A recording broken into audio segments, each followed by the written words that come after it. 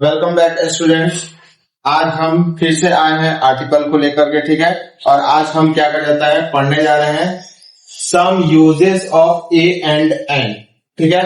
Previous classes में आप लोगों को आर्टिकल के पोजीशंस के बारे में बता दिए थे कि आर्टिकल का जो पोजीशन है, यानी कि वो कहाँ प्लेस कहाँ किया जाता है, उनका इस्तेमाल कहाँ होता है, वो किस पोजीशन पे आता है, ठीक है, किससे पहले आते हैं और वो किस बेसिस पे आते हैं, ठीक है। अगर आप लोग नहीं देखे हैं तो वो प्रीवियस क्लासेस जाके देख लीजिए। आज हम इनका कुछ इस्तेमाल देखेंगे। इस्तेमाल मतलब कि आज हम देखेंगे कि किस कौन कौन से क्या कहा जाता है केसेस में जो है ए और एन का जो है हम लोग इस्तेमाल करते हैं और उसका मीनिंग क्या निकलता है, ठीक है। चलिए, सबसे पहला एक के अर्थ में ए और एन का जो प्रयोग है वो हम लोग ये दर्शाने के लिए भी करते हैं कि कोई चीज एक है, ठीक है। जैसे कि एग्जाम्पल से देखिए, आई सॉ अ बॉय, यानी कि मैंने एक लड़का देखा। दूसरा, a farmer had 3 son, a farmer, ठीक है, यानी कि एक किसान के 3 बेटे थे, ठीक है। He is an honest man, वह एक ईमानदार व्यक्ति है। सबका सेंस जो है एक आ रहा है। ही इज एन एमएलए, वह एक एमएलए है, मेंबर ऑफ लेजिस्लेटिव असेंबली, विधायक है, ठीक है। दूसरा इसका इस्तेमाल इस सेंस में किया जाता है कि एक ही, यानी कि द सेम का बोध कराने के लिए ए और एन का प्रयोग किया जाता है। यानी कि सेम, यानी कि कोई चीज सेम कैटेगरी का, सेम स्वभाव का, ठीक है, एक जैसा ही है, उसको दर्शाने के लिए भी ए और एन का हम लोग इस्तेमाल करते हैं। जैसे कि एग्जाम्पल के तौर पर देखिए, birds of a feather flock together, birds of a feather flock together, यहाँ पे जो है ये आपको कलेक्टिव नाउन का है, यहाँ पे, ठीक है। इसका मतलब क्या हुआ, इसका सेंस क्या निकला हिंदी में? इसका सेंस ये निकला है कि एक ही स्वभाव या प्रवृत्ति के पक्षी साथ रहते हैं, यानी कि एक ही स्वभाव या प्रवृत्ति के जो पक्षी है वो साथ रहते हैं, ठीक है। जैसे कि हम लोग कहते हैं मुहावरा के तौर पे बोलते हैं ना हिंदी में, चोर चोर मौसेरे भाई, ठीक है, वैसे ही इसका एक तरीके से इस्तेमाल है। दूसरा देखिए, they all came at a time, यानी कि वो सभी जो है एक ही समय पे आ गए। They all came at a time, एक ही समय पर, एक समय पर नहीं, एक ही समय पर, यानी कि एक ही अराउंड समय पर आ गए। We both are of an age, देखिए, we both are of an age, मतलब कि इसका यहाँ पे क्या सेंस निकला कि हम दोनों जो है एक ही उम्र के हैं, यानी कि हम दोनों का जो उम्र है वो एक ही है। जैसे कि कोई अगर 20 साल का है तो दूसरा वाला भी 20 के ही आसपास का है, ठीक है। They both have an interest in music, यानी कि वे उन दोनों का जो है म्यूजिक में सेम इंटरेस्ट है, एक जैसा ही इंटरेस्ट है। जैसे कि एक तरह के ही म्यूजिक में जो है, संगीत में जो है उन लोगों को रुचि है। एग्जाम्पल के तौर पे दोनों को पॉप सॉन्ग अच्छा लगता है, या दोनों को रैप सॉन्ग या क्लासिक या मेलोडी जो भी हो, ठीक है। इट इज उस मतलब कि एक स्वभाव को दर्शाता है, ठीक है। और अब हम आगे देखते हैं बाकी यूजेस की तरफ। 2 यूजेस देख लिए, और तीसरा देखिए। तीसरा, दर या नापतौल या गति सूचक शब्दों के पहले ए और एन का जो है प्रयोग होता है, ठीक है। और तब इसका अर्थ क्या होता है? इसका अर्थ हो जाता है कि, दर से, के हिसाब से, प्रत्येक या प्रति। एग्जाम्पल से इसको समझिए आप। First, rice sells 8 rupees a kilo, मतलब कि चावल जो है 8 रुपए प्रति किलो बिकता है, ठीक है। अ किलो का यहाँ पे मतलब निकला प्रति किलो, ठीक है। The train runs 60 kilometre an hour, यानी कि यहाँ पे इसका सेंस क्या निकला कि ट्रेन जो है 60 किलोमीटर प्रति घंटा के रफ्तार से दौड़ती है, 60 किलोमीटर प्रति घंटा। अच्छा देखिए, आप इन दोनों के जगह पे, आर्टिकल के जगह पे इस आर्टिकल की जगह पे आप पर भी लिख सकते हैं, पर, या फिर आप मैथमेटिक्स में स्लैश भी दे देते हैं, ठीक है, कि 60 किलोमीटर और ठीक है। बट अगर हमको इंग्लिश में लिखना हो, वर्ड में लिखना हो, तो वर्ड में हम लोग उसको क्या कहा जाता है, क्या कहा जाता है, कैसे लिखेंगे। और साथ में जो है अगर आर्टिकल के साथ आपको कहीं लिखा हुआ मिल जाए तो इसका सेंस क्या बनेगा, इसके लिए आपको ये जानना बहुत जरूरी था। तीसरा example, he earns 50,000 rupees a month, यानी कि प्रत्येक माह में वह 50,000 रुपए कमाता है, ठीक है। अब इसका चौथा यूज पे चलते हैं।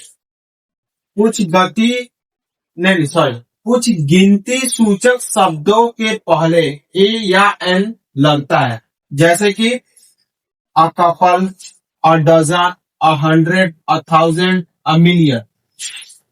इन सभी शब्दों को सुन करके आप लोगों को ये लग रहा होगा कि ये सभी तो एक से ज्यादा लग रहा है, मतलब एक से ज्यादा का बोध करा रहे हैं कि कोई चीज एक से ज्यादा है। बट यहाँ पे इनको जो है एज ए होल यूनिट मान करके हम लोग आर्टिकल का इस्तेमाल करते हैं, और इसका सेंस क्या बनता है वो देखिए, ठीक है। और एक और इस्तेमाल होता है इसी के साथ, फ्रैक्शन वर्ड को कहने के लिए, ठीक है। फ्रैक्शन को वर्ड में कहने के लिए, फ्रैक्शन को वर्ड में कहने के लिए, ठीक है। जैसे कि ये फ्रैक्शन में लिखा है हाफ केजी, आधा किलो, इसको हम लोग क्या कहा जाता है, क्या बोलेंगे, हाफ अ किलो, ठीक है। यहाँ पे फ्रैक्शन था, उसको क्या कहा जाता है बताने के लिए, हाफ और किलो। यहाँ पे है 1.5 किलो, यानी कि क्या कहा जाता है 1.5 केजी है, तो हम यहाँ पे बोलेंगे 1.5 किलोस, या फिर बोलेंगे अ किलो एंड अ हाफ, ठीक है। यहाँ पे दूसरा एक और एग्जांपल देखिए, जैसे 1/3 हम लोग मैथमेटिक्स में इस्तेमाल करते हैं ना, कि नंबर की कोई चीज है उसको 1/3 में डिवाइड करिए, 1/4 में, या एक्सेट्रा जो भी है, तो आप उसको या तो 1/3 हमेशा बोलते हैं, या फिर उसको आप और थर्ड भी बोल सकते हैं, और थर्ड भी इस्तेमाल होता है, ठीक है।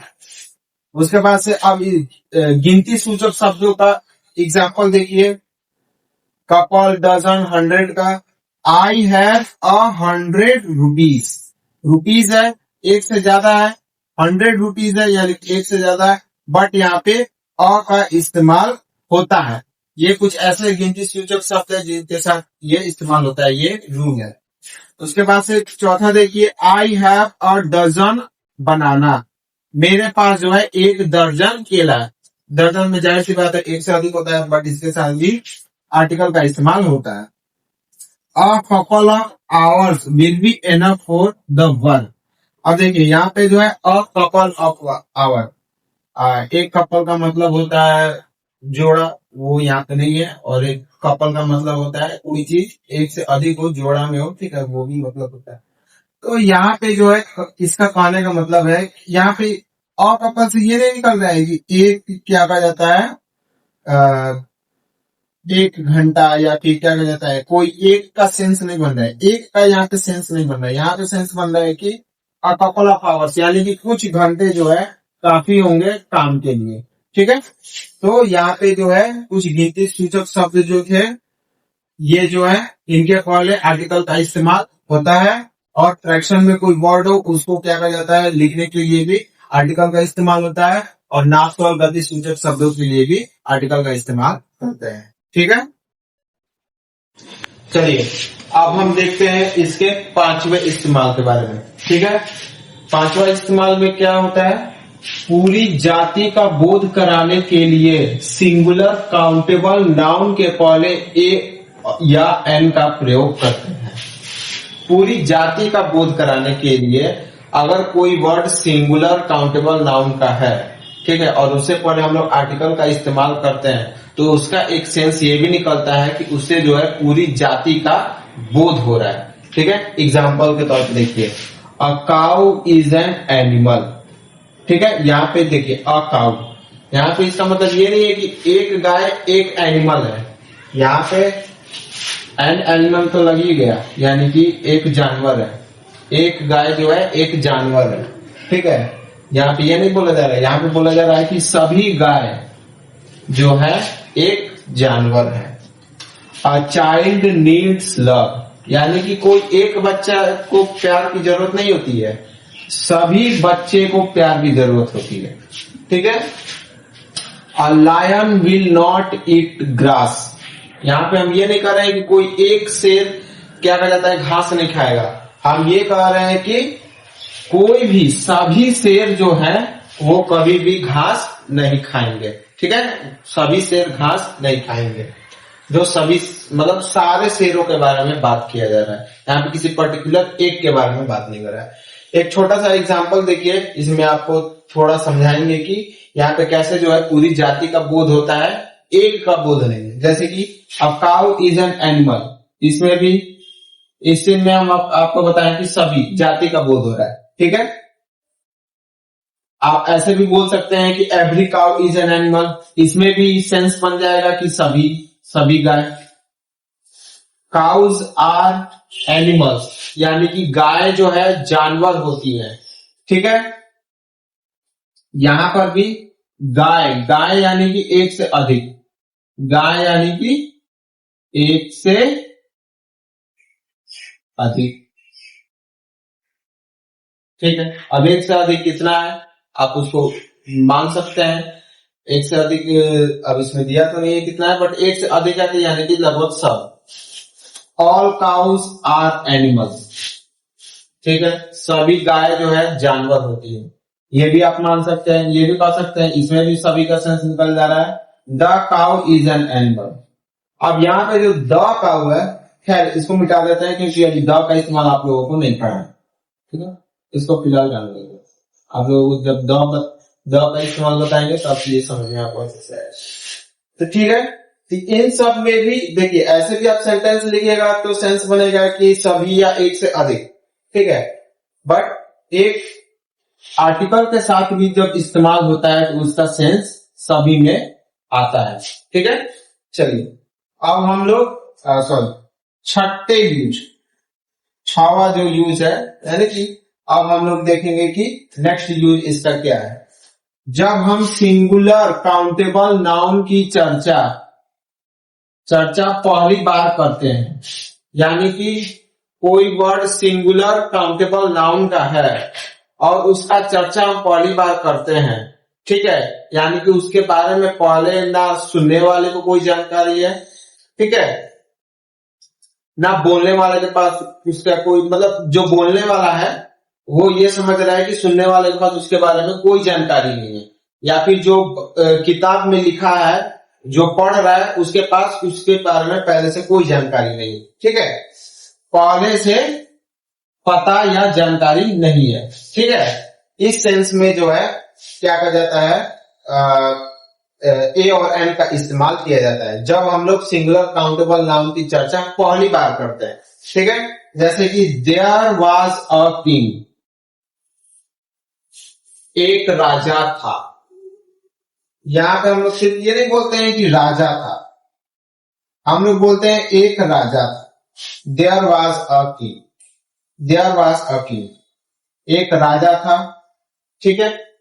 यहां पे ये लगा दिए, यानी कि यहां पे द भी लिख सकते हैं, देयर वाज द किंग, एक राजा, यहां पे भी यही मतलब निकलेगा कि एक राजा था, बट यहां पे द लगने के बाद जो है हम लोग समझते हैं कि किंग के बारे में हम लोगों को मालूम है, बट फर्स्ट लाइन अगर हम लोग लिखेंगे देयर वाज ए किंग, यानी कि अब जो हम आपको किंग बता दिए हैं कि ये जो है एक राजा था। अब उसके बाद the king was very wise, वो द का इस्तेमाल में आपको बताएंगे।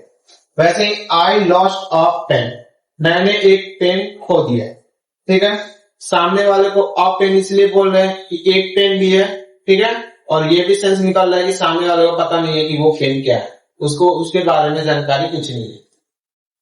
Yesterday a man came to me, कल जो है एक आदमी मेरे पास आया। The man was very hungry, वह आदमी जो है बहुत भूखा था, ठीक है। यहाँ पे अ मैन, ऑमेन, सामने वाले को ऑमेन वो इसलिए बोल रहे हैं क्योंकि एक तो एक का भी सेंस आया, बट उसके साथ ये भी सेंस आता है कि हम उसका पहली बार, ठीक है, चर्चा उसका पहली बार कर रहे हैं, ठीक है। तो आज के लिए ये 6 यूजेस काफी है।